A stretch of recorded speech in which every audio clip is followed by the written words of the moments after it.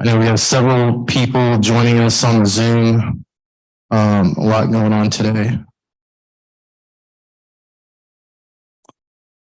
So good morning, I'm Jason Anavatari. I'm the senator for here in West Georgia, District 31. Thank you all for being here in person and those on the Zoom or online, joining us virtually just to discuss truck driver shortages in Georgia. Before we begin, I do want to open this up in a word of prayer, and I'm going to put Commissioner Virginia Galloway on the spot since we're in her commission district, and she'll lead us in a brief word of prayer, and then we're going to kick off with some opening remarks, and then we'll get into testimony in a moment. Commissioner.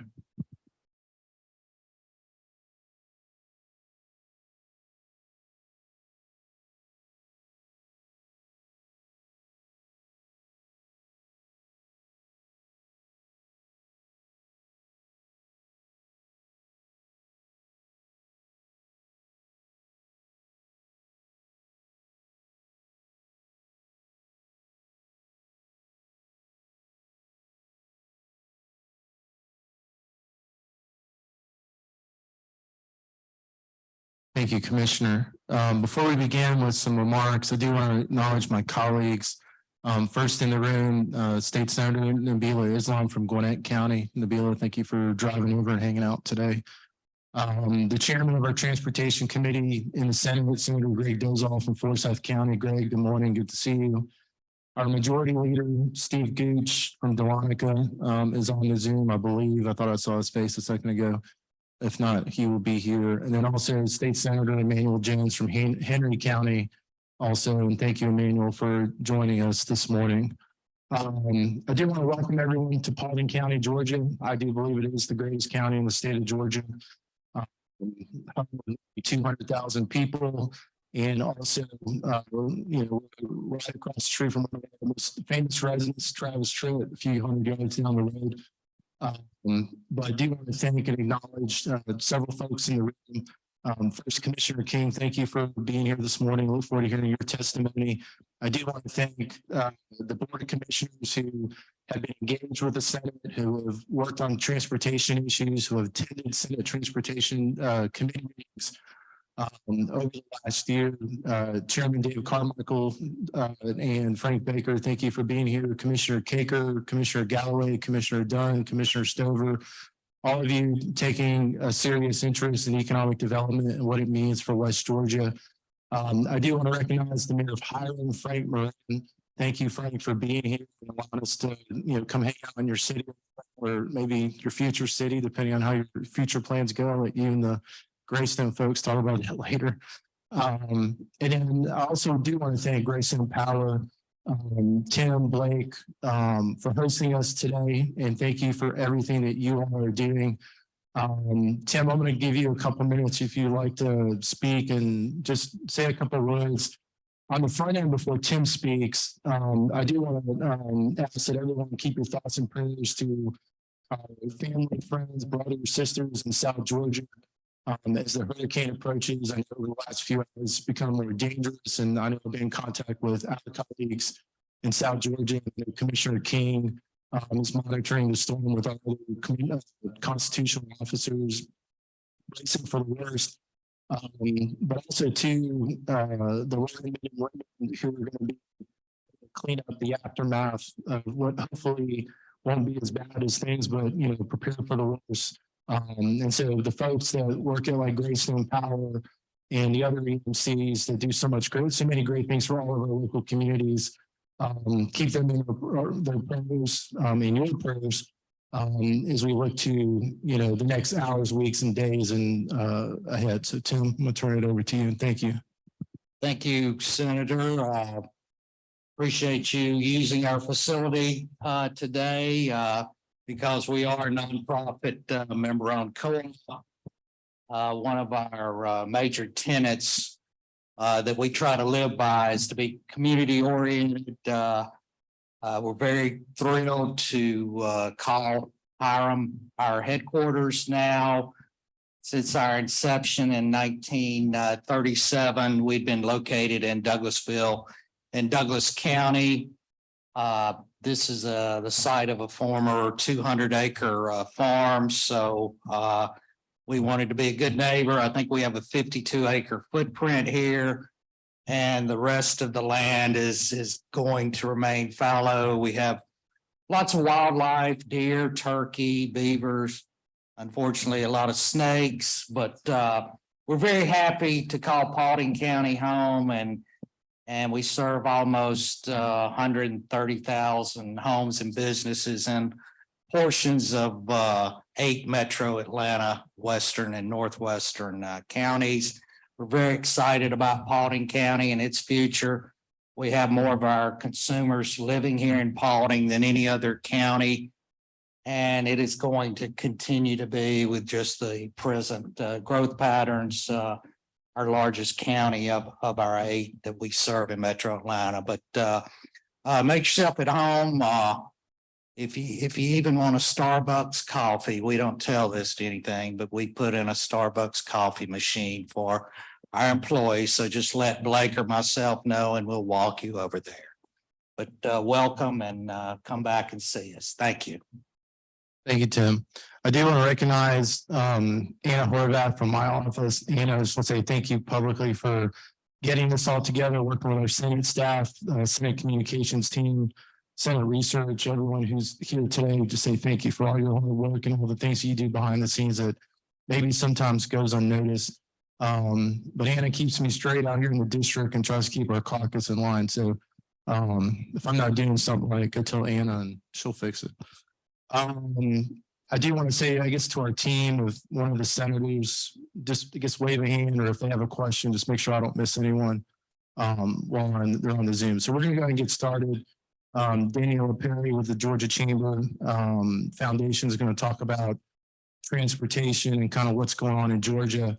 And for the first meeting, just to highlight, today we're going to talk about opportunities. We will have a second meeting in September. We'll provide that date. Working with Coca-Cola for September, and then we'll have maybe one more meeting before we have a final meeting. The report will have to be voted on and completed by December 1st under the resolution that the Senate passed under Senate Resolution 155. And so we'll have more on that. So Danielle, I'm going to turn it over to you, and thank you for being here this morning. Well, thank you so much, Mr. Chairman, for having me. Good morning, all. It's good to see you. My name is Daniela Perry. I serve as the Vice President of the Georgia Chamber Foundation. We're the research and data arm of the Georgia Chamber of Commerce. So excited to share a little bit of data about workforce shortages that we're seeing across the state, and of course, about those that are specific to truck driving.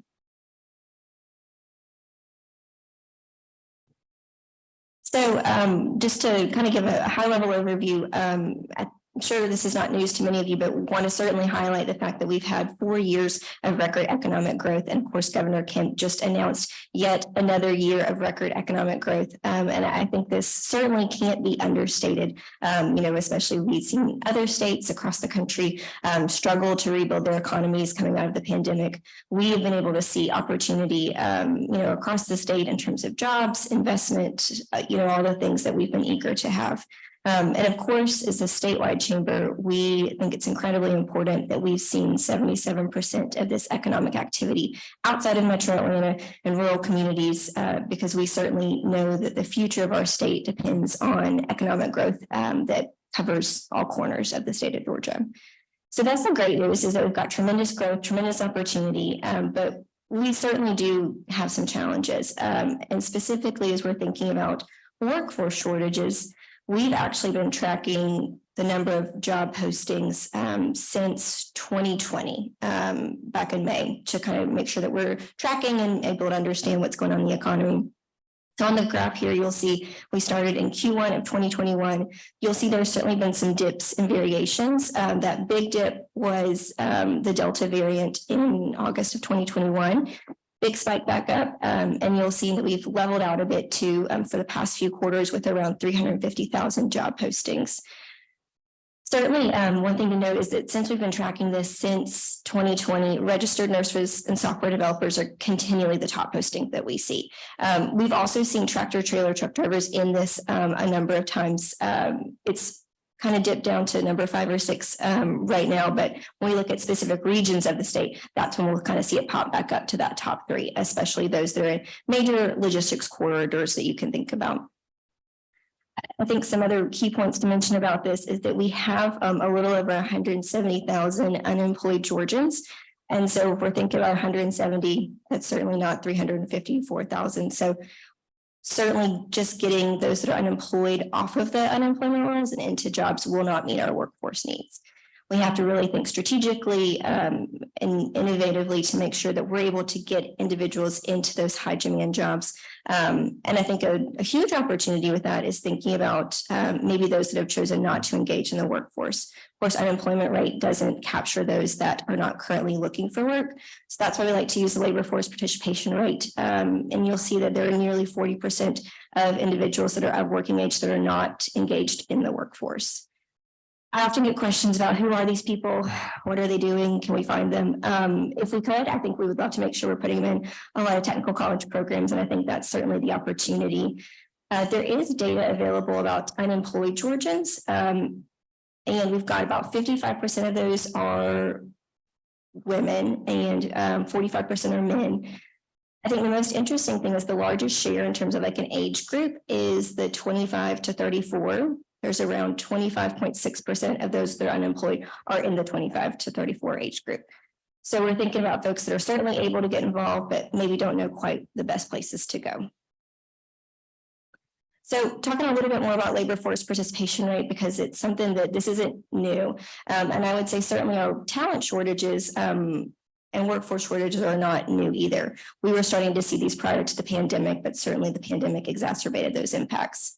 So this graph goes back to 2000 and our labor force participation rate actually peaked right before 2000, like the late 90s. So you'll see we've got that big bar graph, and obviously that was the Great Recession. We've got that skinnier bar graph towards the more far right, and that was the impact of COVID. So we've got some dips, but again, this kind of a downward decline in those that are engaged in the workforce. So again, as we're thinking about where's the challenges, where's the opportunity, we've certainly seen this downward progression, which isn't helpful when we know that we're increasing jobs, increasing opportunity. We've got companies that are relocating the state, companies that want to grow, but they can't necessarily because of availability of workforce. So again, just to kind of highlight from some numbers, but we are expecting by 2032, so a little less than 10 years, to have an increase of over 2 million jobs in the state and an increase of 1.2 million citizens. So this is really the opportunity. I think we're currently seeing, workforce shortages across the state in every industry, every skill level, but we know this growth is going to continue, and we know that it's something that we need to make sure that we're again thinking creatively and innovatively about how we build our talent pipelines different in order to meet our current workforce shortages, but those that we know are going to increase, especially when we think about retirement risk, how are individuals changing, understanding we'll have some baby boomers that are looking to retire in the coming years. So of course, we're talking about truck drivers, so wanted to also include some projections around freight. Of course, we know what a hub is for the state of Georgia for logistics. If you're thinking about the Port of Savannah, Brunswick, of course, our incredible railways, inland ports, all this opportunity, but we are seeing tremendous growth, especially as we look to the long term. So a 92% increase in freight flow by times by 2050. The ports are also expected major increases in TEUs for yard and berth to over 20 million by 2050. And in terms of warehouse distribution, so all that online shopping we've come so accustomed to is certainly increasing our demand as well. You can see tonnage will increase by 276% and value by 254%. So again, as we're thinking about all those needs, we know that the logistics and infrastructure is going to play a critical role in how the state's able to grow long term. So I do want to provide a little bit of data around specifically those workforce shortages for tractor trailer truck drivers. You'll see a little over 25,000 postings for jobs over the last 12 months. So this is all real-time labor market data that we utilize. I will say though that 25,000 is just the individual posting. So often companies will have one posting, but they'll apply or hire like 3 or 4 people for that job. So it's a limitation of the data, but it's kind of the most available we have. So I would say it would certainly be under 25,000 individuals that people are trying to hire. You'll also see that we've got almost 2,000 employers that are competing for this talent.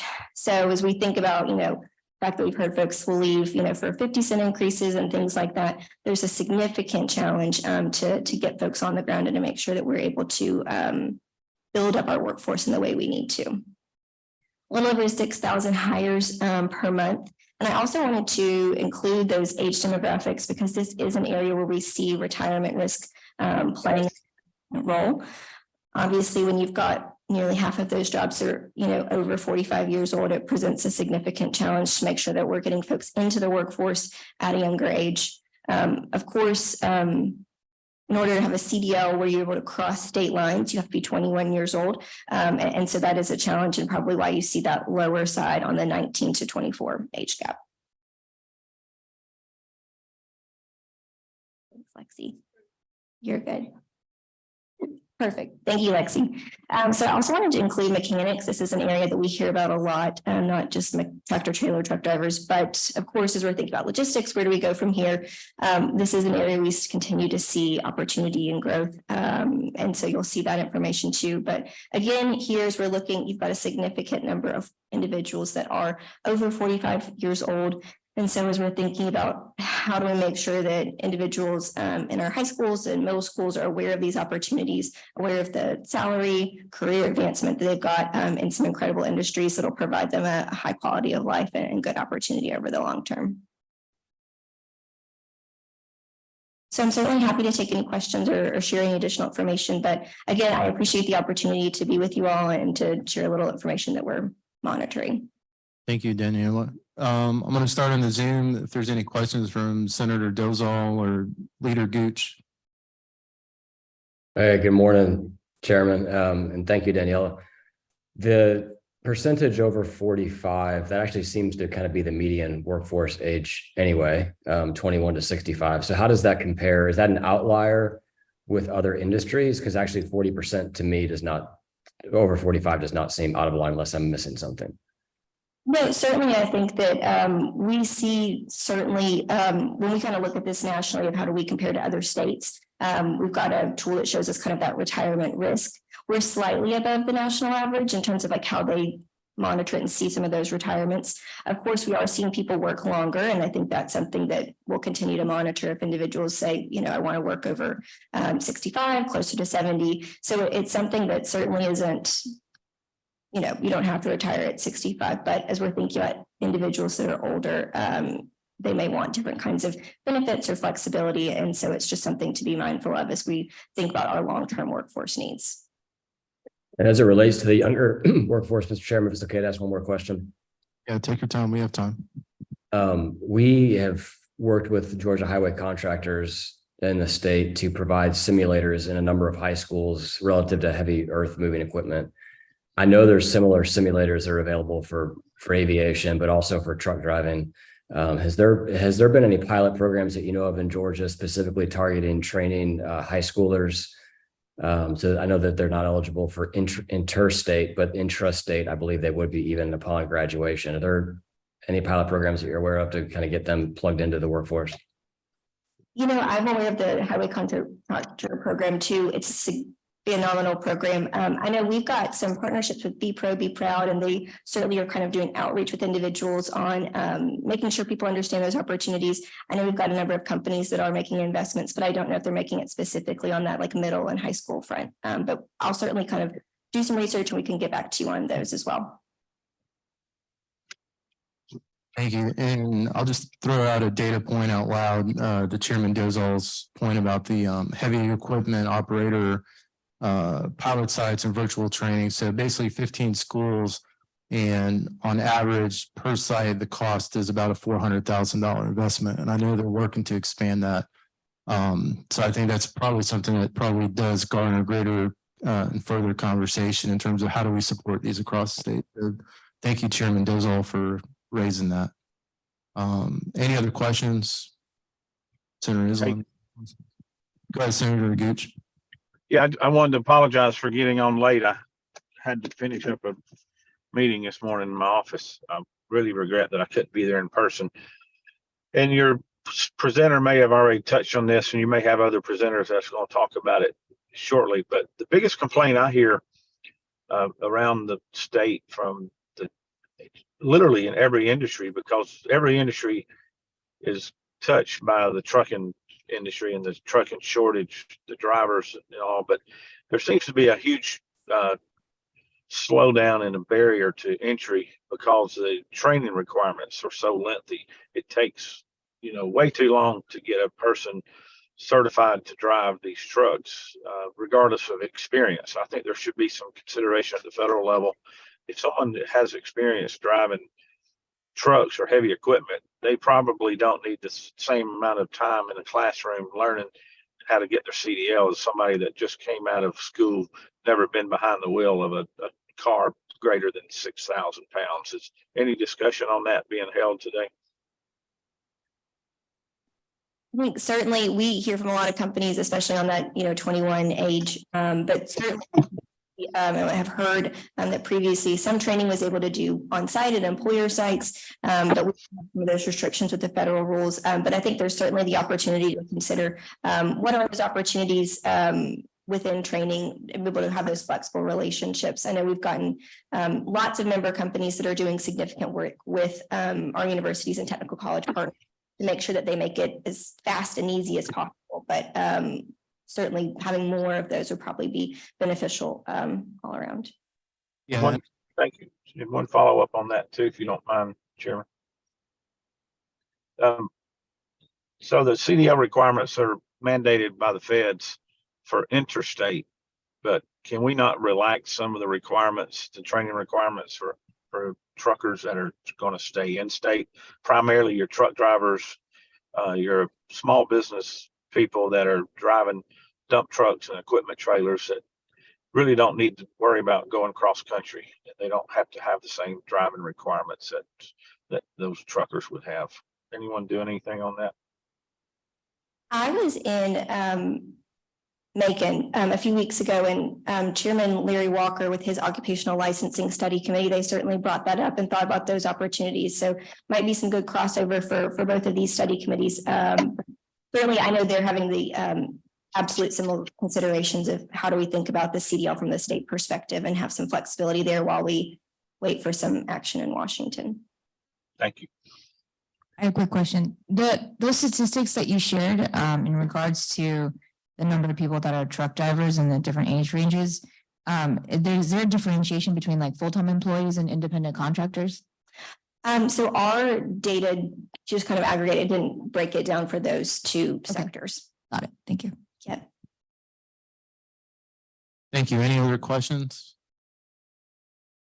Daniela, thank you. I think there probably does warrant more discussion, and we may even hear more of it today from some of our speakers, just in regards to, I think, the increased federal burdens that we're hearing around CDL driving and training, and the federal government continuing to want to just keep shoving things down our business owners' throats and drivers. So I think that'll probably warrant more conversation. But thank you for coming out here today. Thank you for everything that you all do for Georgia and local businesses. Well, thank you again for the opportunity.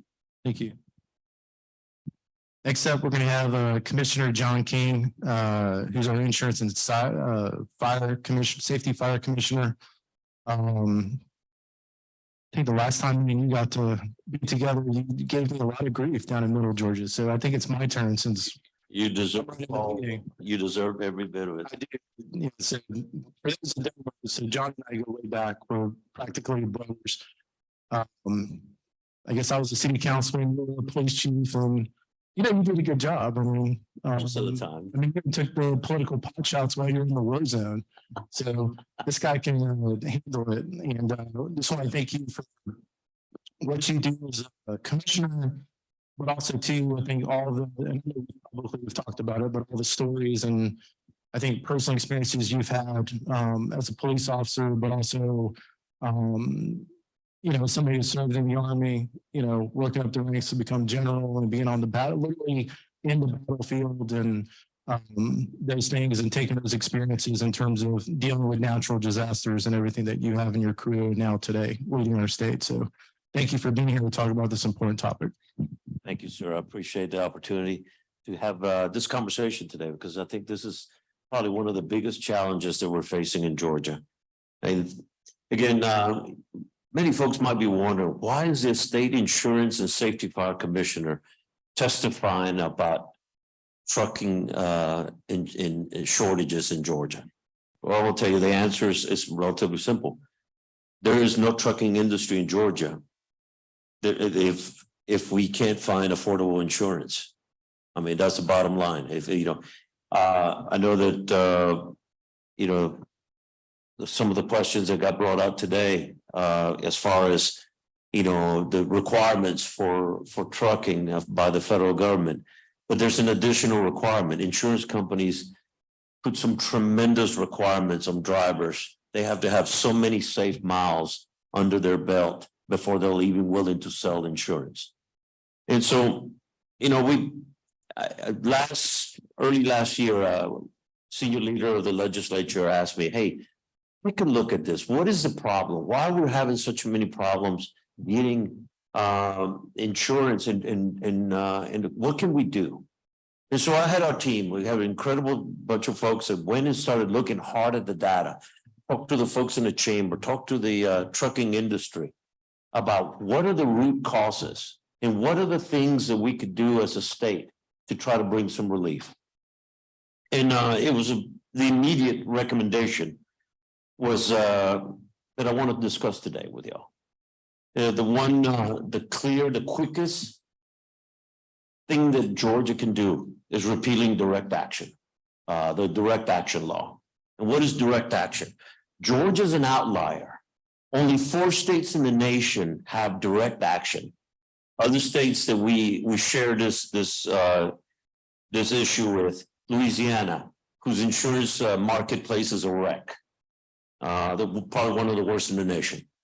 Wisconsin and Kansas. So Georgia's only one of 4 states in the nation that allows this action to take place. So none of our immediate surrounding states, South Carolina, Tennessee, Alabama, Florida, have direct action. And so the incredible amount of pressure right now in our industry is occurring, and our neighbors are catching up very quickly. We brag about Georgia being the #1 state to do business in. What our states around us are catching up. They're watching for opportunities and they're taking advantage of that. This is sad. California and New York have better protections for trucking companies. That's not something that I'm terribly proud of. Georgia does not allow an insurer to be named as a defendant in any other business except for trucking. So imagine this, only the trucking industry is subject to these kind of requirements where an insurance company can be named as a named defendant on any lawsuit. No other company, no other line of insurance. This is an outlier. And in fact, mentioning an insurance company or any other kind of lawsuit can lead to a mistrial. So why does Georgia have this? Why does Georgia have this law? The most common argument in favor of direct action is that it's often necessary for finding and serving trucking company with papers on a lawsuit after an accident. While this might have been the case back in the 1930s and 40s, when we didn't have a Department of Transportation and people did not have to register their trucks, their drivers, and all the federal, not only the federal requirements, but also state requirements, that is not the case today. Commercial motor carriers are required to file proof of insurance with the federal government. That information is made available to the public instantly. There's a strict reporting requirements after an accident involving a commercial motor carrier, including detailed information on the carrier and its insurance provider. I know the folks of the Motor Trucking Association are here and they will go into probably greater detail on these requirements. So I'll let them provide that function. The fact is, any competent lawyer, and I have to have confidence in our law schools that produce quality lawyers, do not need this prop for them to be successful in court. So again, why do we need direct action in Georgia? Simply, it's about the money. It lets lawyers have a direct advantage. Why does, this is one of the quotes from law firms that sue trucking companies. Why does Georgia direct action statute matter in a truck accident claim? When a jury understands that there's a giant commercial insurance company is responsible for the damages, they're far more likely to issue a larger award. That's the bottom line. It's that simple. Defendants and direct actions want to keep it on the books because it leads to larger jury awards. But this is a problem. Large jury awards of large losses against insurance, large losses lead to higher insurance premiums for trucking companies. And higher insurance premiums make it more difficult to start a business and to remain in business. This is especially true for smaller trucking companies, veteran and minority owned. It costs an average of $17,000 to insure one truck in Georgia today. That is prohibited. Nobody's going to be able to start a company that does trucking in our state with that kind of cost. In addition to all the training and all the other things that a trucking company has to do. It is cost prohibitive, and it especially affects veteran owned and minority owned businesses, which is something that I've taken an incredible interest in trying to promote. While it's easy to use the big bad insurance companies as the villain, the truth is commercial auto hasn't turned a profit in Georgia in 10 years. Higher insurance costs for trucking companies also lead to higher shipping costs, and those costs get passed on to the consumer on every product that gets moved across our state. And that leads to more expensive products. I want to be clear for one thing. I am not advocating for a change on behalf of the insurance industry. I have been very capable of holding insurance companies accountable. I've issued the largest fine against an insurance company in Georgia history on our for a health insurance carrier. In the past legislative session, we passed a bill giving our office additional authorities over rate approvals, over the objections of the industry. We force a car insurance company to pay full taxes for any vehicle that received a total loss. And we just forced a home insurance company to retract thousands of non-renewal notices that had been issued illegally. So I'm not shy about holding insurance companies accountable. I want to make one point very clear. Repealing direct action does not cap judgments. It does not keep somebody from getting their fair day in court. And all it does is treat insurance companies just like any other business in our state. It's about fairness. That's the bottom line. Repealing direct action is not also a silver bullet. It was not going to magically drop all our insurance rates. We have inflation, post-pandemic supply issues, weather events, and the high rate of auto accidents in our metro areas. Those are factors, but repealing direct action will be a significant factor in bringing companies who have left the state or have reduced their activity in our state to return back to the market and compete for your business. If we want to continue being the #1 state to do business in the nation, we need to have fairness in our legal system. While there's much larger conversation that we had for other lines that we need to have reforms in, and the governor understands, and he's come in support of one of these as one of the strategies to try to bring fairness into our court system. And I'm proud the Governor Kemp has signed on and understands the impact. As this committee continues to study the factors impacting Georgia truck driver shortages, I would ask you to seriously consider a recommendation for the repeal of direct action. We should be doing everything in our power to encourage job creation. Repealing law that negatively singles out Georgia trucking industry and drives up costs for all of us is a good place to start. And I thank you so much for your time. And I'd probably like to answer Senator Gooch's comments. One of the strategies that we've pursued is going after young men and women who are leaving the military, who've been in the transportation industry. If you can pull a 72 tank on the tank trails of Fort Stewart, Georgia, and you present your logbook, you ought to get credit for that. And that is what our conversation is with insurance companies, to allow those materials to be taken for credit, because it's not just sufficient to have a CDL, license in Georgia. You also have to have a number of miles under the supervision of a trained driver before an insurance company is willing to approve a driver to operate and to be insured. a good comment on the use of simulators. The military has used simulators for almost every line, including truck driving. And so we're trying to pursue with the Technical College of Georgia to have a training course where we can get the information of the safe miles under supervision of an instructor on a simulator that should be given as part of a credit for insurance companies to give credit to a young driver so they can have safe miles under a belt so they can be insured. With that, I'll pause and try to answer any questions you may have. Thank you, Commissioner. Senator Gooch, you have your hand raised.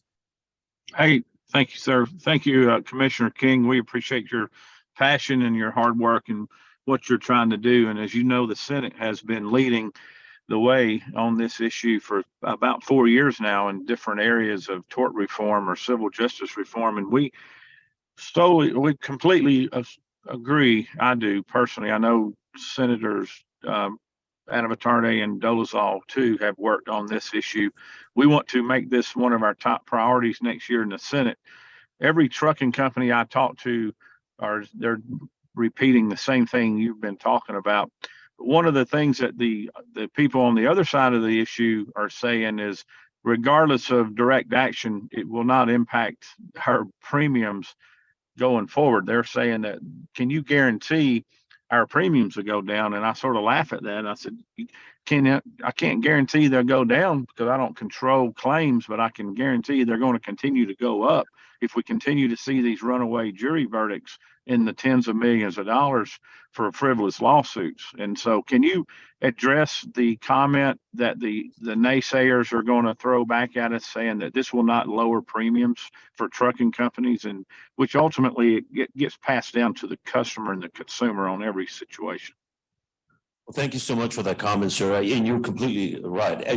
There is no silver bullet. This is a very complex question, but I will guarantee you, companies not riding as much in reducing the products with less competition in the marketplace, your rates will go up.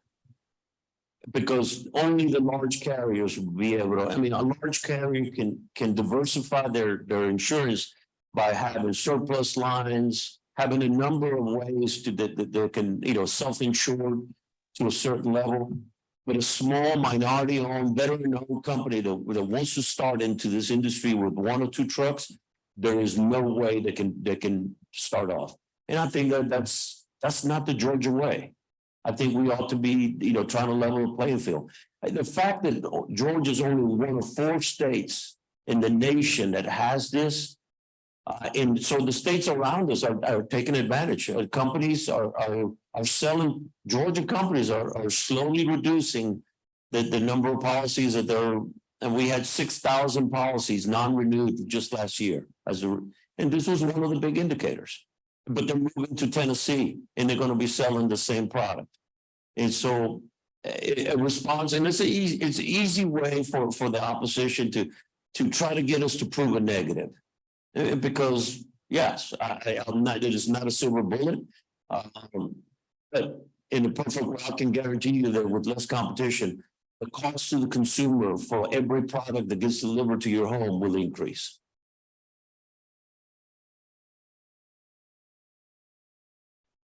Thank you, Senator Gooch. Senator Dolezal, do you have anything? Thank you, Commissioner. Appreciate your testimony. As always, you've worked hard on this issue ever since you were appointed and then elected. So thank you for that. I'm curious, as it relates to that, one data point that could be helpful would to know, how do our premiums compare to those surrounding states? Is there a way for you to do some sort of apples to apples comparison to maybe give us a trend line? We are higher, sure. We're one of the highest in the Southeast, and our team can pull the data. We'll be able to make that part of the record. But companies are very reluctant. So what we do is we do comparisons with insurance commissioners of other states, and we basically go in and we try to price using the Independent Insurance Agents Association here in Georgia, and he says, "All right, price me the cost of insurance for a truck," and then we use the same description to go to Tennessee, to South Carolina, and Florida. And the challenge is it's going to be higher, but the problem in Georgia is nobody's willing to, nobody's willing to, you can buy insurance, but $17,000, a good example in Georgia right now is the average, is it is the outlier for the Southeast. It is not as that expensive in other states. And the main reason is because of the state of our tort.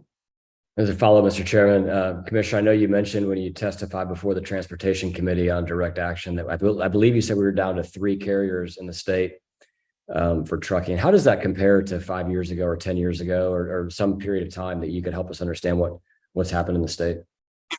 The 3 major carriers are doing, but what they've done is what they're doing is a lot of other, you can find insurance with other carriers, but it's so cost prohibitive. It's like trying to buy, a surplus line insurance, like for the coast or for, and so you can buy insurance, but you're priced out. And so a large company, a large motor carrier that has a presence in multiple states can structure their insurance risk by, for example, self-insuring a portion of their risk up to so many $1 million because they have the capital. But if you don't have the capital, you can't even enter the market. And so what we're seeing is, I talked to a young veteran that wanted to start a logging and trucking company down in Southwest Georgia. He was having to go and partner with another company, pay him a fee so he could get insured. And so that's, you're not going to be, with the amount of demand that we have, and I tease Senator Hannah Vitale right now, the tank farms in Doraville, Georgia, for a CD commercial driver's license with a hazmat endorsement, starting pay for a driver is $89,000. So we're losing police officers to go drive trucks. And this is, the pressure is intense. And of course, the drivers are hopping from one company to the other. And so the pressures on the market are tremendous. And I know I'm the insurance commissioner, and I'm not trying to protect the insurance industry. I'm trying to go and making sure that Georgia has, an industry that moves our commodities across our state and not crushing the consumers, but focusing on startups, especially veteran-owned and minority-owned companies. They can't even enter the market because they just don't have the capital available.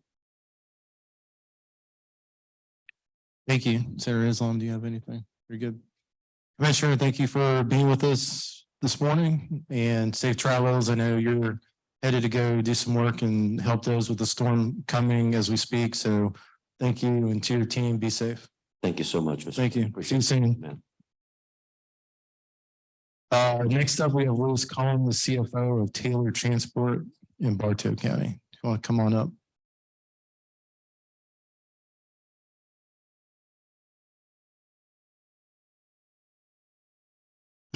Thank you for having me, and by no means am I a speaker. But on the to what the insurance commissioner was saying, that's kind of where I was going. The thing here is the tort here is killing us. The nuclear verdicts are killing us. And that's me personally. I don't have no data, but I'm just going to tell you our feelings on it. The reason we're having a truck driver shortage is anybody sitting in this room, they get up, get in their car, and they go to work. They do their job and they go home. You hire a truck driver, it takes them a half a day to fill out an application. Everything's scrutinized. Then let's just say after he gets hired, then we as a company have to put in twice as much as the feds require to cover us, to protect us from these insurance. From the lawyers and stuff. And that's, I would say, why would you want to put yourself in that position? Even though he said, you can start $89,000 a year. If you weigh the odds, why would you want to put yourself there? And I think a lot of the reason we don't have drivers now is because they don't want to put themselves in that position.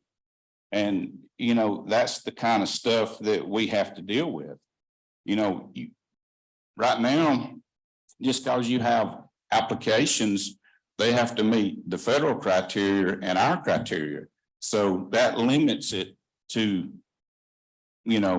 number of drivers you can hire, but it gets back to you have to protect yourself because, you know, there's even been suits that sue the people that hired them, you know, so it's a big problem. And I don't know that you can change any of the rules and regulations because it's federal. But, you know, and another thing that really hurt the driver situation was ELDs when they started in 2018. Everybody's been driving down the road and, you know, you might get a little sleepy, pull over, get you a cup of coffee. Well, a truck driver used to could pull over, log out, take a nap, 2 hours later, wake up and go back, start, you can't do that anymore. Once you start daily, you have to go. So there's a lot of things that they've made to call it better, but some's better and some's not. So, and yeah, we think that's the reason we're having driver issues. And as far as the young people, you know, that's the catch-22. I mean, the thing about it is, how many 20-year-olds do you know that you'd put in a truck? You know, and I'm not going to say there's none. Matter of fact, there's 2 sitting right back there. Our owner and vice president that started young, but they're few and far between. I got 2 kids. I wouldn't have put neither one of them in a truck at 20 years old. So the young part is going to, you know, I'm not against it, don't get me wrong, but back to the point, you have to protect yourself. You need somebody that is mature enough to do the job and to do it safely. And I'm not saying that there's not any out there, but I think that's something we're going to have to tread lightly on going forward, because that seems to be the talk to getting younger people in. And we could hire younger people with less experience because we are not in conventional insurance, but we choose not to protect ourselves. We do every once in a while, but it's a very special person, or maybe he has been to another company and worked a year under their training program. And then, you know, we take that as a better training. So, but far as the driver issue, that's just part of what my thinking is. But still, our court is going to be a problem. I mean, we're going to have to get something done about these, my billboard attorneys and waiting. I mean, you know, we have people pull out in front of us purposely. You know, we do a lot in Metro Atlanta. You'll have people do it to get hit. And if you have a fender bender in your car, you fix your cars and you go on about your business. You have a fender bender in a truck, we've got the suit papers within 24 hours. And, you know, you had, you know, $2,000 worth of damage between both vehicles. So this is a big thing that needs to be addressed. And, you know, when Georgia is above California in the suit levels, that's a bad situation for us. So that's my feelings on what we have going here, if we could get some help on it. Thank you, Mr. Coleman. A couple questions I have, and then we'll go to the Zoom. Can you talk about what those impacts, you know, how does that impact directly you being able to run your business, to, you know, support customers? And then secondly, can you talk through, just since you're given the day in the life of a truck driver, you know, the peer companies that work in y'all's industry, similar size business to you all, what is the experience like in terms of the training? If you compare the private sector to the public sector, are you using, you know, a vendor to train or whatever? And maybe not for y'all, but just, I know there's some really good and really bad stories of, you know, training people, but then, you know, they can't even stay on the job for 48 hours because they really don't know how to back up a truck or those basic things. Can you talk a little bit more just in terms of what is that direct impact on your company and being able to literally operate day to day? Well, and that backs up to one of the things Or as the federal government, if a driver has a driver's license, they consider him a driver. But we as a company require a driving test or a road test to verify the person can drive. And now as far as, training, we don't have the capabilities of doing any training because we don't have enough employees. We may do some training we're very versatile in our different scopes of our business. So some of our guys go from one to the other. They want to come off the road or go on the road. And so we train that in-house, but far as the driver training, we generally just try to hire people that's already trained and ready to go. Got it. Thank you. Senator Gates, Senator Dozal, any questions? No, I want to just thank the gentleman for being here today, and we feel your pain. I have a business as well, and I received a letter from my insurance carrier back in June that they will no longer provide insurance coverage for companies inside of Georgia after next year. And so I'm one of the people that are going to be looking for a new insurance carrier over the next 6 months. And so I'm going to do everything I can to help try to right the ship and not in an extreme way. I just think we need to look at the facts and the data, like Senator Dolezal said earlier, and let's compare apples to apples between Georgia and other states and try to figure out why we are where we are. And I think a lot of the issues, we talk about torts and we talk about jury verdicts. A lot of these cases never make it to a jury trial because the insurance companies don't want to spend hundreds of thousands of dollars or millions of dollars in fighting these cases that end up being settled. And so they settle before they ever go to court. And that also drives up our premiums and drives businesses out of our state, and it drives insurance companies out of our state. And so we definitely need to take a close look at what we can do to be like the other states around us. We don't have to be to the extreme on either side, somewhere in the middle on this one, I think. So thank you for your comments this morning. Senator Dozal, you have anything? You're good. Senator Islam. Lewis, thanks for coming by and telling us your story, and I'm sure we'll be in contact with you as this committee evolves into where we're going. Ed Cole, you're up next with the Georgia Motor Trucking Association to talk about what's going on in the world today. How are you? I'm well, sir. How are you? Good. Good. Hey, Senator, Mr. Chairman, thank you for having us. Thank you for taking the time to look at this important production. Let's see, what do we want to do? All right. I just want to say thank you to the real life senators and the online senators. Thank you all for taking the time to listen to us here. A lot of actually what I want to talk about has already been touched on. I might get a little more granular on some of the data, some of the information, and then be happy to answer questions. You've already heard it from Senator Gooch and from others, and we call it our driver shortage because it does affect everyone in Georgia. Let's see, how do I drive? All right, drive for me. The first thing I want to do is show you a misleading chart. And I say it's misleading because you see that straight line that goes from one data point to the other. That is not the truck driver shortage. That's not what it looks like. The truck driver shortage is growing, but it looks more like a stock market chart in real life. That is, it goes up, it goes down. In different sectors, there may not be a shortage right now today.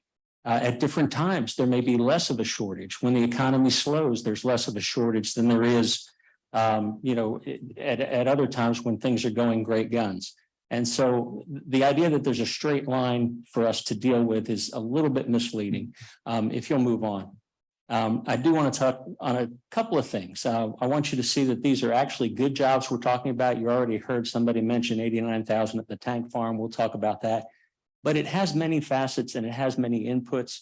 It's an employee shortage and it's an entrepreneur shortage. And again, that's something we've already touched on. Trucking has always had a foundation of men and women starting their businesses, starting small companies. Some of them make it, some of them don't.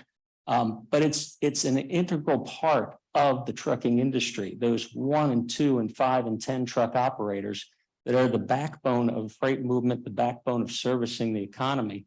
And they are getting killed.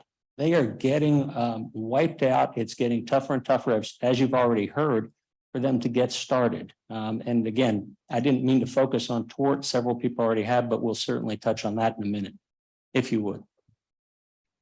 Some of the problem that we have is actually a demographic problem. We estimate there'll be 80,000 drivers short in the United States, but we're not unique. We're not alone.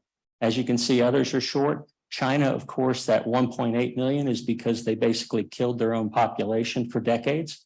And now they find out that not having children is a bad idea. So they're way short of what they need in the workforce, and they have all kinds of issues. But everywhere else in the Western world, we have the same demographic issues. And you can move on. And this is something we touched on earlier as well. And Senator Dolezal, you asked about it.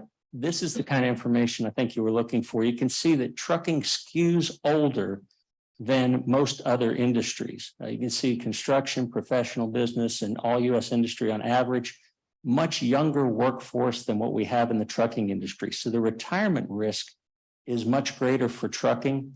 And then you'll see at the front end, the entry point is much lower. That lower number of people in that 20 to 24-year-olds is a real issue for the industry.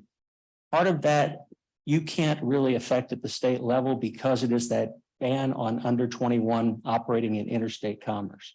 I believe it's 48 states that allow 18-year-olds to drive tractor semi-trailers, Class 8 vehicles. They've been doing that for forever.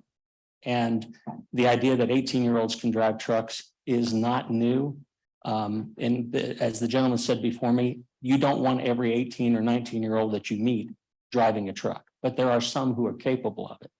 We're not even allowed to talk to them unless we have a strictly intra-state job. They don't have an opportunity. And that's one of the reasons you don't see a big push for simulators at the high school level. Most of those people have got to come out and find something else to do before we can get serious about them 21, 22, 23 years old. I would point out that in Europe, you can drive a commercial vehicle, full-size commercial vehicle at 18. In Mexico, you can at 18, and in Canada, you can at 18. The U.S. is a real outlier in banning them until 21 for interstate commerce. But you can see where the risk is demographically, and our concern is that our truck driving workforce is aging, is a more aged cohort than in other industries. And the same holds true for the mechanics as well. Move on. These are comments from truck drivers about what are the reasons it's tough to be a truck driver, what discourages them. Truck parking is a big one. Detention and delay at customer facilities is another. You heard the gentleman before me mention the ELD mandate. You also heard him mention billboard lawyers. There's real truth to that. Truckers have a tough job. There are not many other jobs, especially safety sensitive jobs, where you spend your time around amateurs in your workspace. You think about it, a trucker goes down the highway and he's surrounded by people who aren't trained drivers. They just passed a license and they're zipping in and out. They're doing whatever. And the gentleman who said that some people hit trucks on purpose was telling you the truth. Some people hit trucks on purpose for the chance at a big payday. There are people in jail in Louisiana because it was such an organized event down there. Even the attorneys got thrown in jail because it's known to be a lucrative payday. And having folk advertise as you drive down the highway that, hey, you're an evil person and you should be sued, doesn't encourage a lot of people to get into the industry. So that's part of the problem. And then it is a tough job. It is a difficult job to do. And of course, related to all that is the insurance cost and availability that you've already heard about. And we can go into that a little more. There are firms, some well-known like Nationwide, that has left the Georgia market and won't write for truckers anymore. And there are other firms that say they still write in Georgia, but as the commissioner alluded to, they go way beyond that $17,000 per year per vehicle. And they'll say they still write, but it might be $30,000 a vehicle. And you can't really start and run a small business if you're paying that for your truck, because trucks don't produce that kind of margin. I do want to tell you, though, these are good jobs we're talking about, and it's to the benefit of all of Georgia for us to get more people involved. These are the averages from 2021. LTL is less than truckload. Yellow famously just went out of business, but those are the hub and spoke trucking operations. that move smaller than a full truckload from one spot to another, and then they break it up and deliver it, maybe even deliver it directly to your home. National Vans, those are the guys that are JB Hunt, Schneider, the 53-foot trailers that you're used to seeing go down the highway. Van Dedicated is the same thing, but it's just got a dedicated run for perhaps one company under contract. Tank Local are the people who keep the QTs, the racetracks, the convenience store gas stations filled, and other things like that. The average of all truckload carriers is now about $70,000 a year on average. And the more specialized, like flatbed or the longer haul LTL, which is from city to city, are in the 70s. Refrigerated, which is folks delivering to your grocery store or to the factories for meat processing and that sort of thing, 75. And private carriers, Walmart famously is known, they have $100,000 truck drivers over there. And, so the averages are up. These are significant dollars. We have good pay for people if we can find the people. And again, that at 18 to 21-year-old is part of the problem of finding those people. We also have good benefits. These are the kind of benefits that are being offered: paid holidays, paid leave, lodging, meals and incidentals covered, life insurance, health insurance is almost 100%, retirement plans in almost every industry. And you can move on because there's just more of the same. And then finally, it's already been mentioned that part of our problem is turnover. Most of the turnover is churn in the industry, sign-on bonuses, things like that, people moving from trucking company to trucking company. That can skew things though, because people may leave a particular aspect of the industry and go off and leave a shortage in that aspect of the industry while filling the need in some other part of it. And just as an aside, I want you to understand how pervasive truck driving is. Everybody needs it. I mean, we're here at Greystone Power. It's a great co-op. They have CDL drivers here. And they have a problem if CDL drivers here find out they can make more money being a CDL driver over the road. So they'll go off and do that. That's what happens in the industry. Everybody needs truck drivers. And so we've got to do what we can to help bring more into this industry. And if you would. One of the things I want to touch on too is truck parking. And I mention that because Georgia DOT is already doing a study and doing a lot of work on it. The chart you see is evidence of a truck parking problem. The red dots are parked. This is a 4-day period. The green lines are trucks traveling. Now, if you could get in close enough, those are individual discrete trucks by GPS. They're tracked. The data is anonymized so that we don't know what individual company it is. Those are trucks. This is I-10 out, I-80 West rather, out in Iowa, and similar things you see in Georgia. All the red are trucks that are parked on the side of the road. And they're parked on the side of the road because of the big red blotches, which is where the truck parking is, and it's filled. Now, truck drivers have to take rest breaks at a certain time. They have hours of service they have to comply with. And so they've got to stop when they've got to stop. And the gentleman mentioned ELDs, the electronic data recorders there are draconian. You can't fudge it for 5 minutes. You can't say, okay, I'm just 5 minutes away from a good rest stop. You got to stop when you got to stop. And that's why you see this truck parking on the ramps. It's a problem we're seeing in Georgia that a decade ago we didn't see. But as I said, GDOT's working on it, and I'd encourage you as a committee to encourage them to keep working on it and look at what we can do to create more public rest stops and public parking areas for trucks, perhaps using the right of ways in and around our interstate system. Another thing that you just should be aware of is the way we pay. Per mile is still the most prevalent in the industry. Now, if you think about it, per mile becomes that makes it really important. Congestion, parking, things like that become real important when you're being paid by how far you traveled. So those are real issues. We're seeing more and more of hourly fixed salaries as people try to stem the truck driver shortage by saying, okay, we'll guarantee you X amount of dollars, and we'll take the risk as a company if you're less productive than we need you to be, and you can move on again.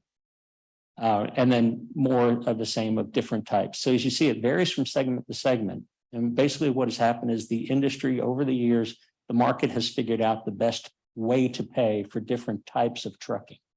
And so as we go through that, that's one of the things to be cognizant of, because in a lot of these areas, there's not a one size fits all answer. We do need to find a way to get more young people into the pipeline. I'm happy to tell you, we're actually getting more women into the pipeline. Ladies are finding out that $80,000 driving a truck can be a lot more beneficial than $30,000 as a hairdresser. And I'm not being facetious. We have quite a few folk who are in the beauty industry, doing nails, doing hair, whatever, that left that to become truck drivers. And about 10 years ago, less than 5% of the drivers were women.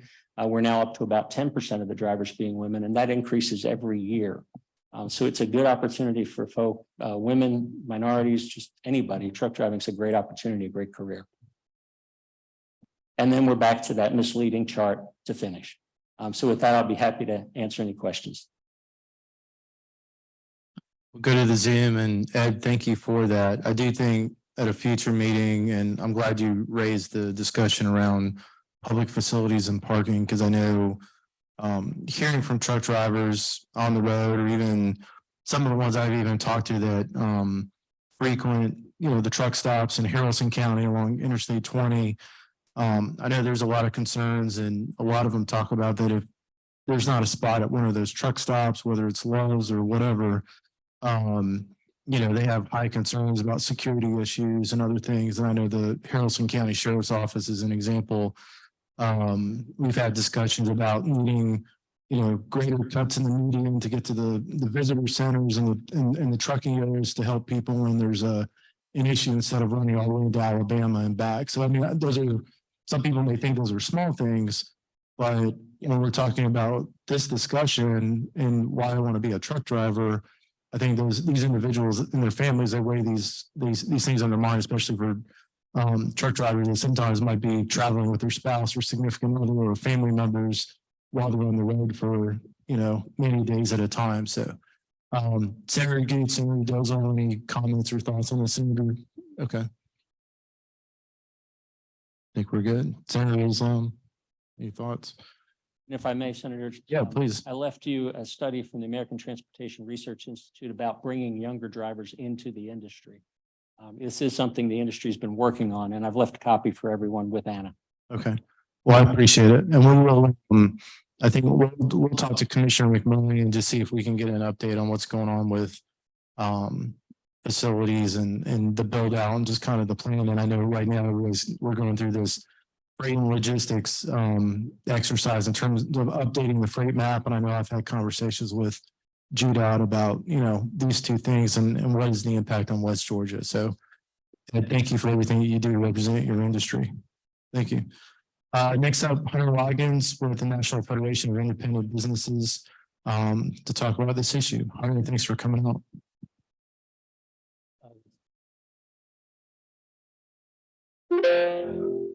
While she's getting that loaded, thank you, Mr. Chairman. I'm Hunter Loggins, National Federation of Independent Business. We are a small business association with over 6,000 members here in the state of Georgia. One of which is online now, and you'll hear from him in a minute. If you want to go ahead. The good part about going towards the end is most of this info has already been covered. As Ed just mentioned here, the U.S. has a shortage of 80,000 truck drivers, which is a 30% increase from before the pandemic. And as he projected, 100 million new drivers will be needed in the next decade. A little bit of data here that we'll touch on. Ed mentioned that it might be misleading, that one on the right, but it still looks like it's increasing. And that little graph to the left is what are the primary factors for the truck driver shortage? Some of the main ones, high average of age, which was touched on a little bit earlier. Some of the states that have legalized marijuana, truck drivers are still need to pass a drug test, and that's becoming more and more difficult. It's been talked a lot about the minimum age of 21. A lot of other states are lowering that, which we'll get to in a minute. And schools, there's they're having difficulty getting these CDL licenses because it's so difficult to, start up a school. And our member on the call will touch on that in a little bit. And women making up only 7% of drivers, but it was encouraging to hear Ed say that that is increasing. So that is good news. Others, lifestyle issues, they're on the road for a long, long time. And just this day and age, work-life balance is a little bit tough when folks don't want to be on the road as much. Infrastructure issues, the lack of parking and truck driver stops that was touched on. That's a really big one. Criminal histories is another, and there's some other states that are working on easing those restrictions. And there's a few other, we could go on and on. Let's get into the small business issues just in general real quick. 91% of our small business owners have a problem with inflation. So they're not being able to hire their truck drivers. They're not able to pay them as much. And they've been paying for more per load, as you can see from our member in Blakely. Regulations is another big one. Red tape. I know the legislature has done a great job of examining the problems facing our small businesses, and we applaud them for that. But if you give a mouse a cookie, our small businesses, we could always use more. And there's a quote by John who will touch on that in a minute. Of that, of our members, there's a poll of our members. 71% have positions to fill. And 92% of that 71% are having trouble finding qualified candidates. And if you want to go to the next one, why are they having that difficulty? Lack of education, work experience, and work ethic are the main things when we surveyed our members, what they're saying. Go ahead. So we've talked about the problems. We all know the problems. Let's get into some solutions. I want to thank the legislature and the governors and everyone in leadership for funding for the technical colleges and the CDL, more CDL facilities that have been implemented. As you can see there, Columbus Technical College, they recently opened up a new CDL facility that's expanding the driver programs to address this shortage and funding. The Governor Kemp's emergency education funding helped with these schools, along with the technical system of Georgia and public-private partnerships. We look at what other states are doing. In New York, the governor signed a bill that lowered the age to 18-year-olds to be able to have a CDL license as long as they remain in state. That's something Georgia could look at doing. We might want to touch on what Mr. Lewis said, is looking at increasing the education within the high school system to maybe have them not be so dangerous on the road as he touched on. And as Commissioner King touched on, let's get some more opportunities for veterans in here. Michigan, they signed a bill that would require, well, it's a knowledge test for CDL drivers with skills in the military, that those transfer over, and that would help the shortage. In Virginia, they created a whole initiative. It's called the Virginia Ready Initiative, and it touches on the workforce in general, but they partnered with the Virginia Trucking Association to find the needs of our truck drivers industry and to shuttle workers that they find into the jobs that are open.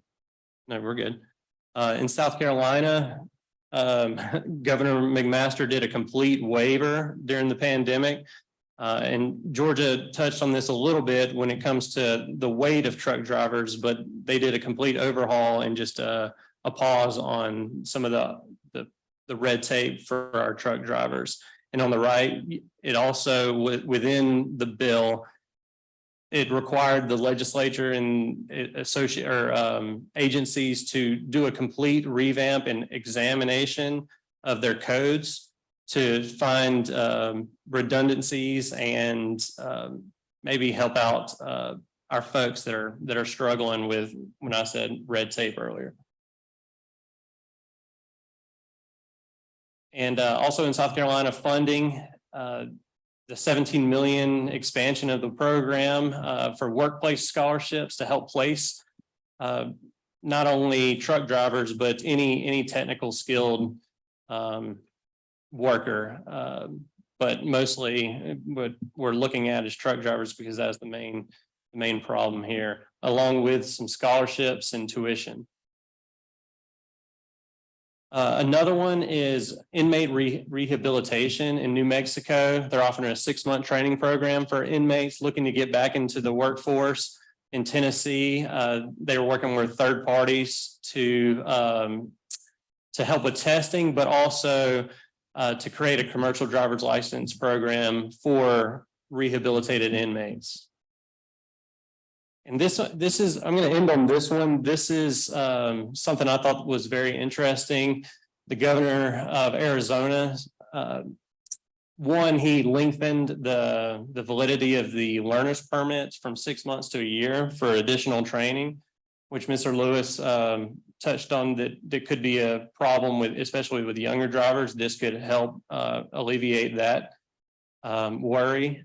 It also, they created the Arizona Department of Transportation. Transportation created a third-party system. If you want to go ahead, it's called the Arizona Transportation Consultancy Project, which essentially they requested guidance from the Federal Motor Carrier Safety Administration to determine which actions would be permitted federally. And they got a little bit of leniency, so they were able to expand their options with third parties to provide CDLs and what is required by a school to administer them.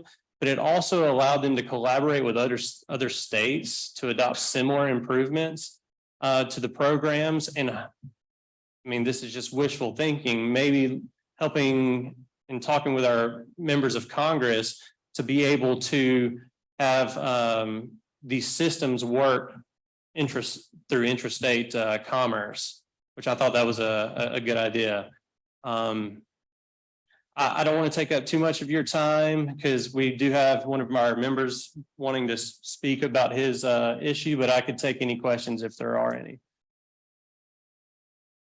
You want to go ahead and let your member speak, let John speak, and then we can go into questions. And Yeah, then we'll just absolutely. hit both y'all. Thank you. If you want to introduce him. Sorry, John. This is John Sandeman. He's a member of ours at NFIB, also on our leadership council. He's been dealing with truck driver issues for as long as I've known him and probably a lot longer. He works for Samson Trails Incorporated. They're a charter bus system, but he'll be able to tell you a little bit more about it. Thanks, John. Thank you, Hunter. Thank you for letting me speak today. Sorry I couldn't be there in person. But the challenges we face as an industry have just become untenable, especially since the lockdowns. Increasing regulations, the government took the opportunity to double some of the requirements we face when having just to run our company. And they've also made drivers personally liable for some of the accidents that they might be responsible for. I know one case of a truck driver who a young girl sped through a stop sign, hit his truck, killed herself. And he ended up, because he was 10 minutes over his allotted time driving, he was blamed for the incident and spent a year in jail. You know, now he can no longer drive anymore, lost his means of living. And Georgia's done some things like that during the pandemic. The DDS created an app called the Georgia DDS to go, which is what we're required to, once a driver renews their medical card, they're required to attach it to their license, which you normally have to go in person to DDS to do that. You have 15 days or they suspend your license. Well, I had a driver that used the app to do that because we could not go in person. The app said it successfully was attached to his license, but we found out later it was not. When I had a DOT audit later, it came out that that did not happen. And he had been driving technically with a suspended license, even though his medical card was valid and his driver's license was valid. And that inspection resulted in a downgrade of our company from satisfactory to conditional, which now I'm worried if I could even get insurance as the insurance goes. It's really being driven by these nuclear verdicts. I know other people spoke to that. I had a case in a school bus where a young girl and her mother were trying to make it to my school bus. We were not moving. We were parked, actively loading students. Nobody directed anybody to go across the street. But the mother and child run across the street to make the bus because they were late. They get hit by a car, which kills the little girl. She was 8. And the mother was severely injured. We weren't involved at all. It was somebody else. It was a legal stop. We were, I don't know, 40 or 50 feet away. We get sued, and because of comparative liability, there was a legal loophole that if you only have one defendant on the case, no matter how much I'm liable, if it's even just 1%, I'm liable for 100% of the damages that are awarded by the jury. In a mock trial of that case, jurors were suggesting that we pay upwards of $136 million for a case where we weren't even moving and nobody hit us and we hit nobody. And that eventually paid out $5 million in my policy, which resulted in my rates going up by 90% the next year, and I had to change carriers.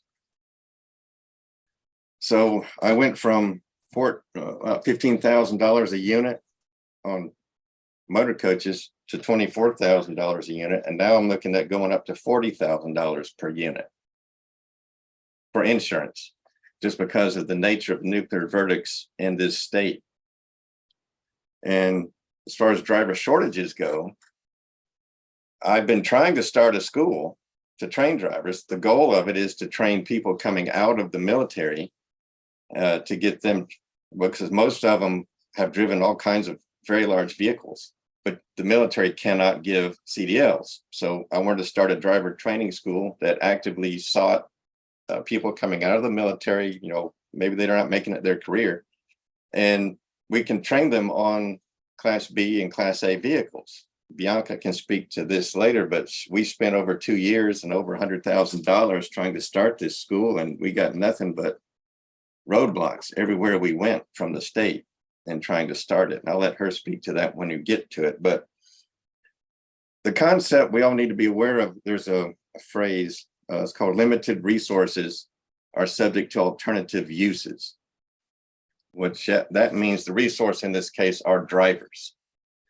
And a young person, they have options. And if the option of driving a truck or a bus, I have some that do make $100,000 a year. But if they also risk jail time because somebody else runs into them, or because these rules have gotten so restrictive, it's almost impossible for them to actually perform the job. They're just not going to do it. Doesn't matter how much it pays. We need some protections for the companies in place that don't allow for these massive settlements that just don't make any sense. And at Fulton County and DeKalb County are probably the two worst as far as jury pool selection goes, because people get up there and they see these large numbers and they just want to hand out lottery tickets. And you speak to any defense lawyer and they'll say the same thing. But let's see, where else was I? So we have an in-house driver training program that we've developed. I bought some Class C vehicles that don't require a CDL. and I have jobs for those vehicles, and we train these people in what's called the Smith system. It's a truck driving nationally recognized system. We add some of our own twists to it. And so we train people, they get to drive these smaller vehicles. And once we get them a year or so under their belt, we'll help them get their Class B license. We need a Class B with a P endorsement and an S endorsement. That's P for passenger, S for school bus. And then later we can train them to drive the larger vehicles. They're 45 feet long, 102 inches wide, about 12 and a half feet tall. So it's a large vehicle. And we just have a hard time. I've got 3 different agencies I've hired to find people for me. And we might look at 60 people and maybe 3, we might try one, might hire 1. And I don't even know if they'll stay with me for a month or 2. And sometimes I've had one guy try to park a motor coach inside on somebody's personal driveway of a home, ran over a dogwood tree, and then just takes off. So I had to fire that guy. So I might hire 2 and lose 1. It's very frustrating because I was running 62 units prior to the pandemic. I'm running 28 today, and I'm doing that because I don't have enough drivers.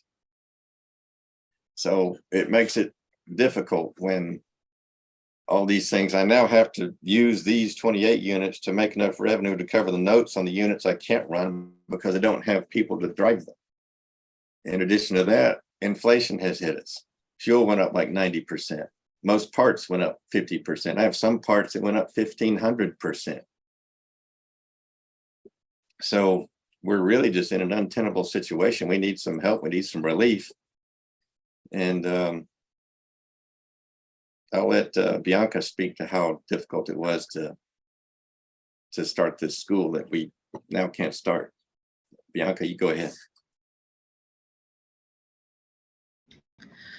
Hello. Thank you so much for having me here today, guys. Thank you, Chairman. My name is, as John mentioned, Bianca Thrasher-Starobin, and I have worked with Samson Tours, John Samdeman, the Samdeman family for a number of years on business development and government relations opportunities. And I just want to first start by saying it's a family-owned business, generations, good, hardworking people. It's just, I consider them part of my family. So when John reached out to me to speak to the experience that he had with starting the school, what the Samson Tours had with starting the school, I said, absolutely. And I was supposed to be out of town today. And it's like, whatever I need to do to be here, I'm thankful that we're having the virtual. So if someone could please show the document, that'll be great. Thank you so much. I really appreciate it.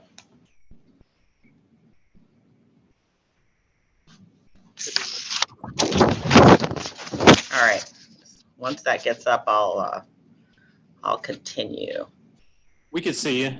We could see Okay, you. perfect.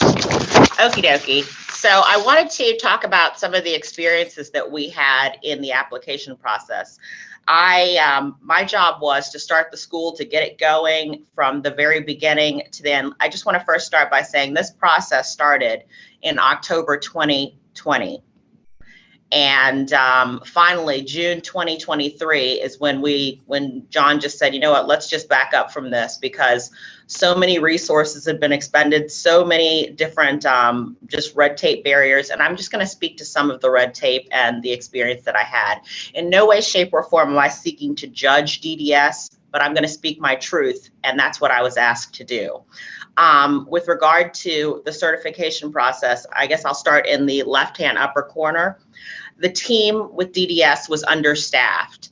And so there were many times from the time that we got our first application, from the time we first went to the website, where things just didn't match up on the application that were on the website, some of the requirements.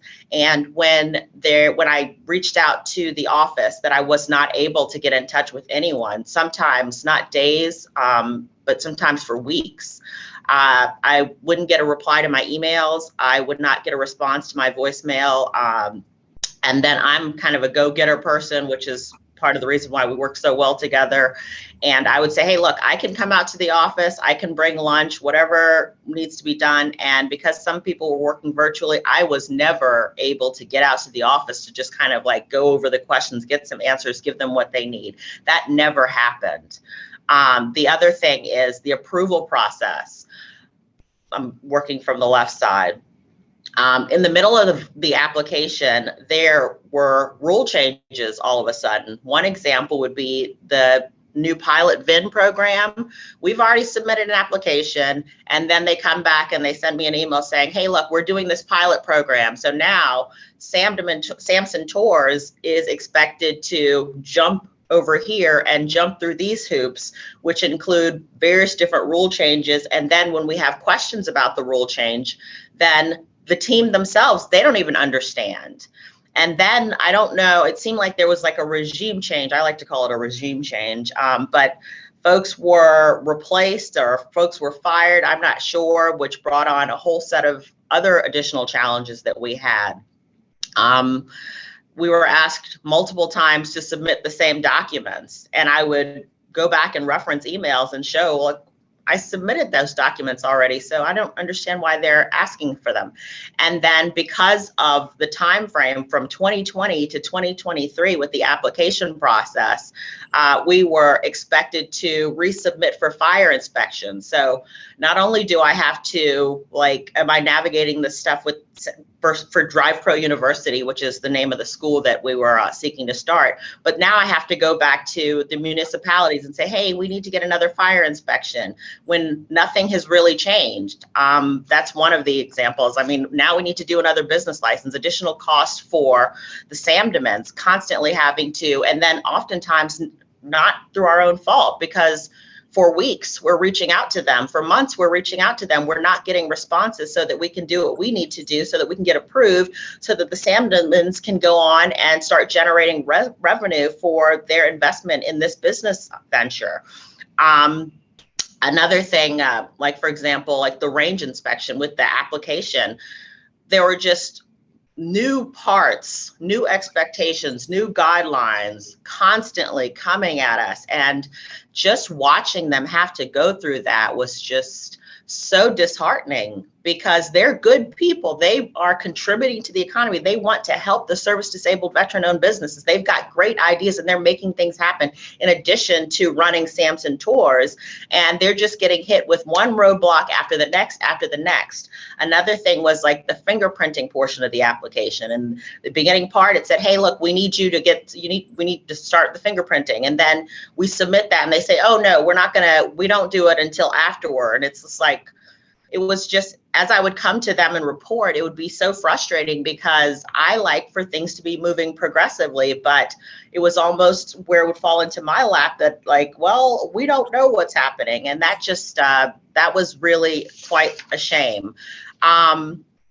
So just in doing government relations in other areas, I happened to be talking to a member of Georgia Technical College's administrative team, and I respect my relationship, so I'd rather not do the name dropping. But in speaking with him, he mentioned that GTC, and this could be hearsay, whatever, but this came from their people, actually loses money from the CDL program. So that was just, I was told that. I put that on the document. I have not researched anything outside of that, that information that was provided to me. So I don't know the accuracy, but I do know that person, and I don't see any reason for them to be dishonest with me. So I don't know if that's part of what was happening there, but all of this amounts to a domino effect of like just economic development. Why folks are not having, you can't get a driver if a driver can't even get into a program, and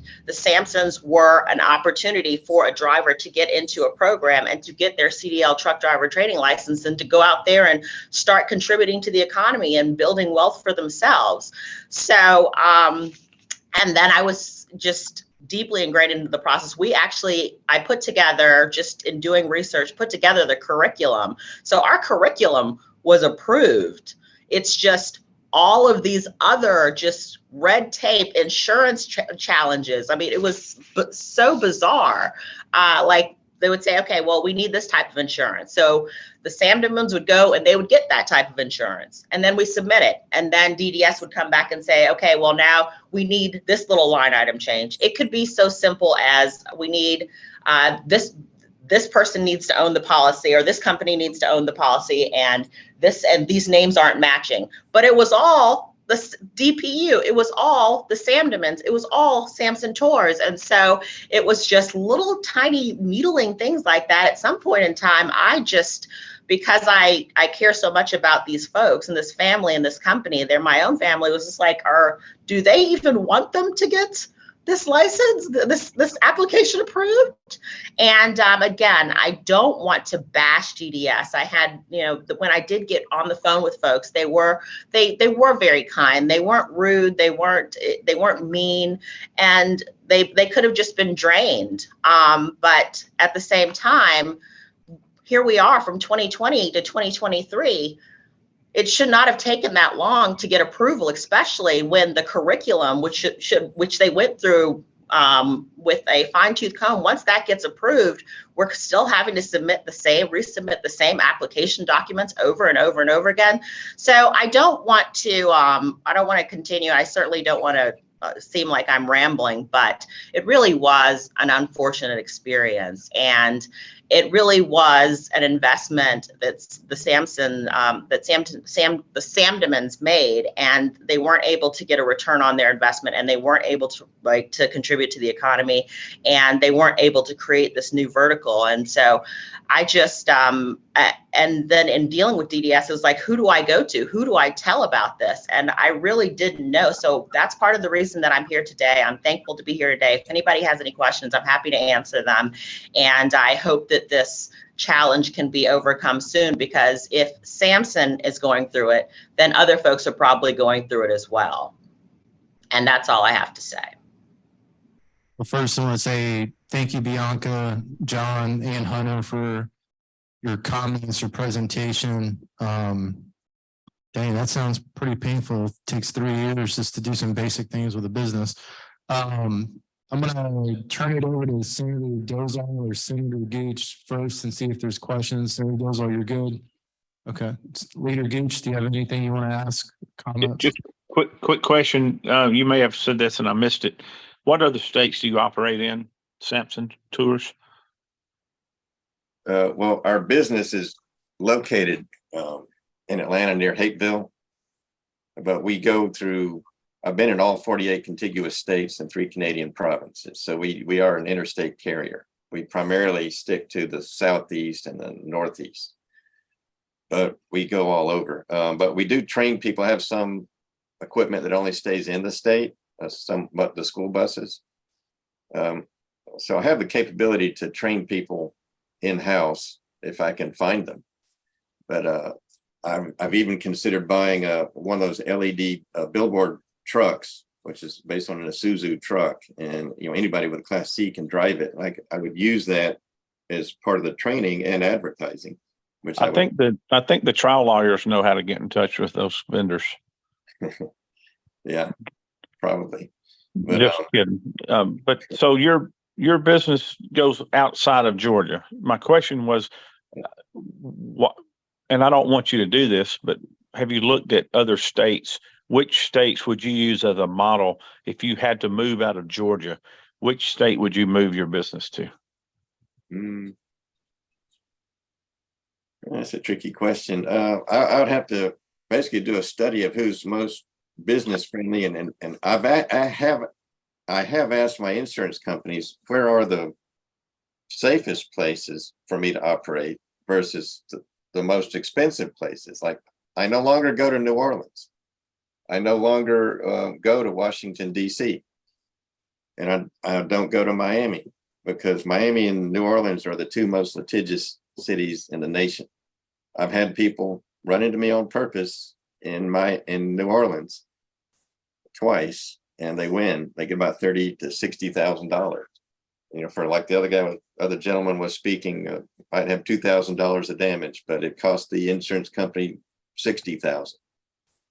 And that's common. It happens in Atlanta too. It's happened a couple of times here.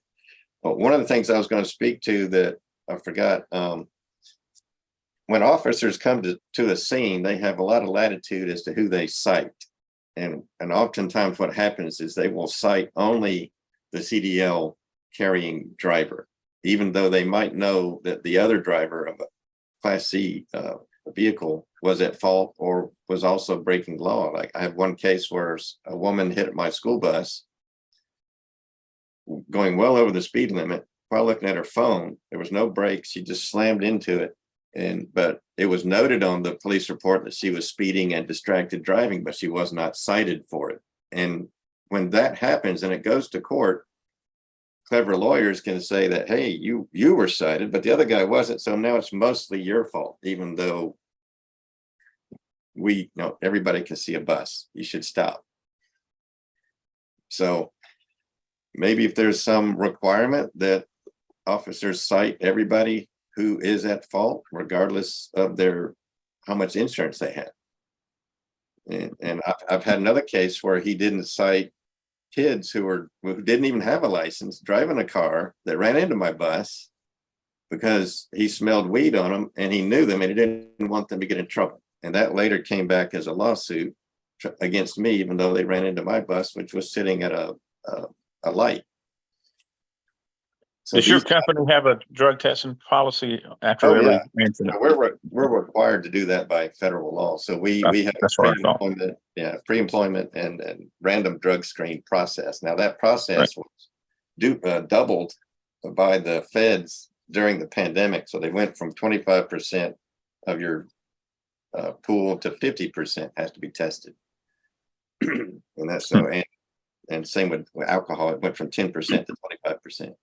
But after every accident, your drivers are tested within so many hours of the incident. If someone's treated at the scene or if any vehicle is towed, we're required to test them. Yes. Okay, thank you. Yeah, you're welcome. Any other questions? There is, let me have a question. Yeah. Yeah, please. Go ahead. You made John from committee earlier this year testifying on seatbelt liability. I didn't want to bring up tort, but Commissioner King started it and I'll just pile on. That is a huge issue for our members. Bianca mentioned earlier, death by 1,000 needles. We like to call death by 1,000 paper cuts, inflation, insurance premiums, and liability claims. And that was a major issue for us. And we hope to continue the discussion moving forward into next session.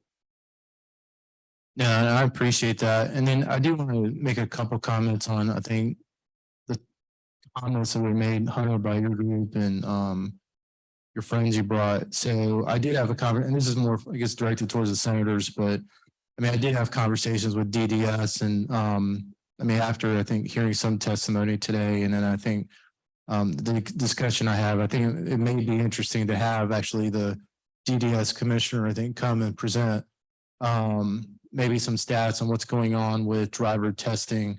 I know one of the data points that was given to me in terms of forecasting for budget and determining, where do more CDL sites, where they stood up around the state.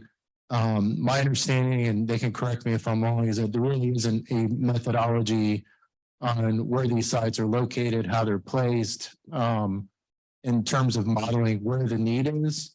So I think that would be an interesting conversation to have. I know there's some 2 centers that just opened in Forsyth and Douglasville that are averaging around 596 tests weekly and about 2,400 monthly. I did ask also about the interest, and I'm not going to put my technical college friends on the spot. These are my comments. But I think the realization of blending state funding for CDL sites for driver testing. I know we've attempted to do that here in Paulding County, Georgia in the past. But I think if we're going to be good stewards of tax dollars and maximize and be innovative, I think there's opportunities to see how, if we have trained instructors, certified, doing classes and doing these things, how do we blend that in with what DDS is doing in a county or region around the state to maximize opportunity?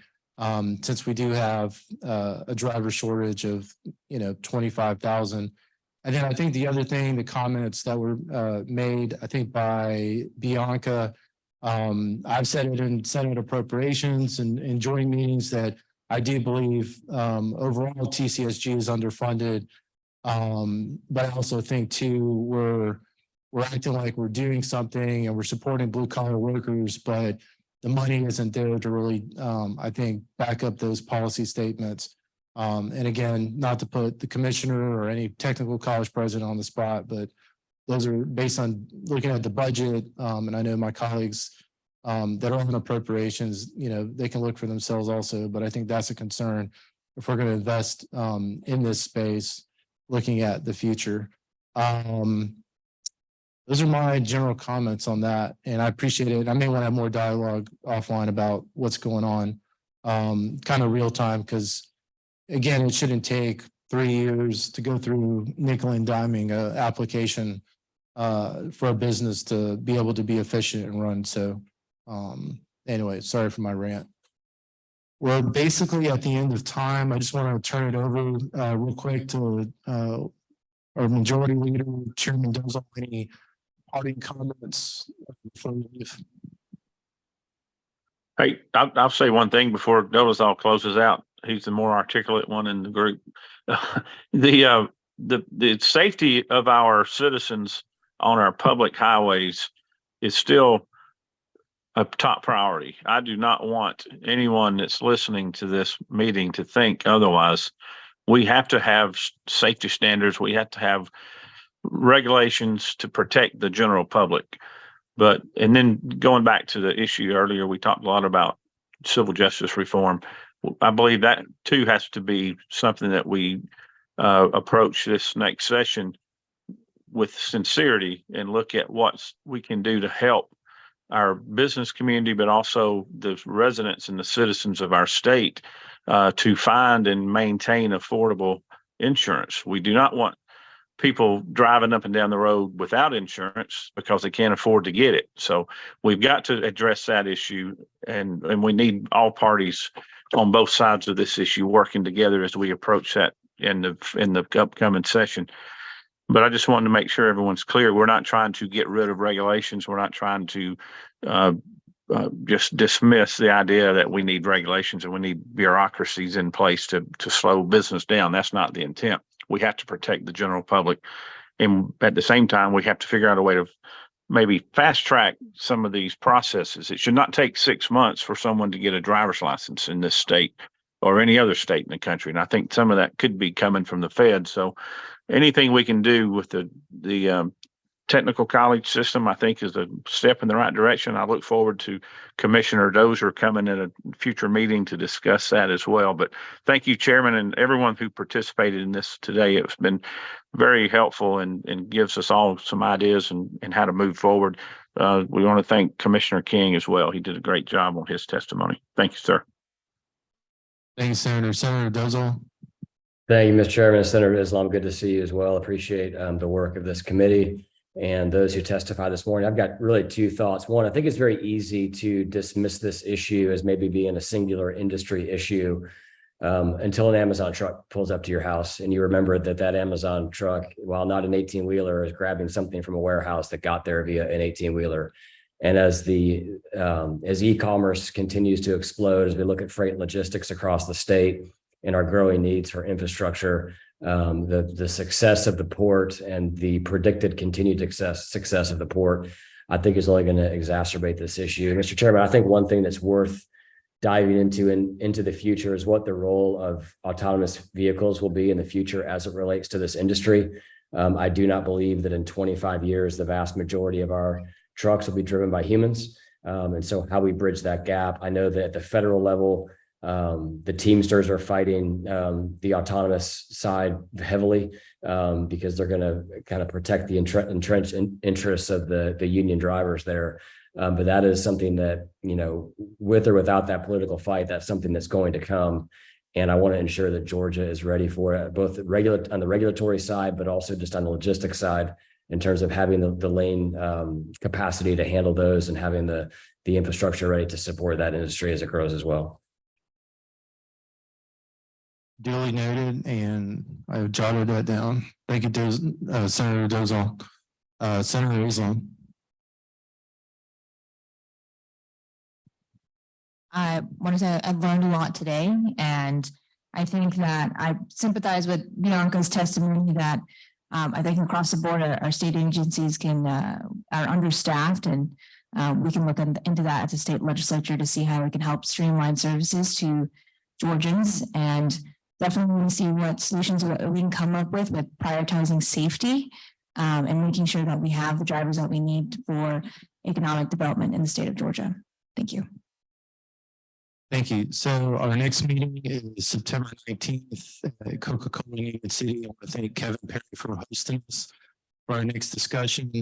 High-level takeaways, because I'm sure the agencies or otherwise will be blowing up our office in the next few days. So we will add, and I think it is probably a good, healthy conversation to Senator Dozal's point about having a discussion on autonomous vehicles. So we'll bring that to the table. I do think there's interest from hearing from the Commissioner of DDS. Also, Commissioner McMurray just talking about what's going on with truck parking and current and future plans and funding. And also too, I think a discussion from the technical college system. And I do want to recognize Ron Newcomb, the president of Chattahoochee Tech, my longtime dear friend, mentor, public servant who's worked for many past lieutenant and also governors. And I know on this topic, you've been a champion and a mentor to me. So I just want to say thank you for being here today. And I think also too, having more conversation on the veteran piece, which I know we passed the bill and unfortunately that was vetoed. But that bill is coming back, and look forward to working with the technical college system and others to see that happen. So with that, we are adjourned. Thank you to everybody online, our Senate staff, and everyone here. God bless.